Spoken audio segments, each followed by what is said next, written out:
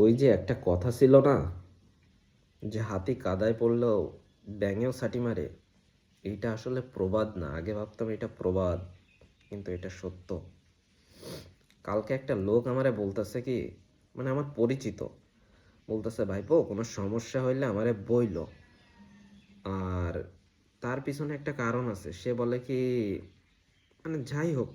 আর এমন একটা সময় ছিল, ওই লোকটা আমারে দেখা হলে বলতো, ভাইপো এইটা একটু করে দিবা, তুমি এইটা একটু দেখো, আমার বিষয়টা একটু দেখো।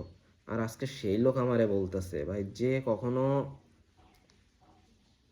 কিছু বলার নেই, ঠিক আছে, মানে দিন সবসময় সবার ভালো যায় না, কিন্তু তাদের যে অ্যাটিটিউডগুলো, এরকম অ্যাটিটিউড আমরাও কখনো দেখাই নাই, তারা এখন যেগুলো দেখাচ্ছে, ওনার এই ব্যবহারটা কালকে খুব খারাপ লাগছিল।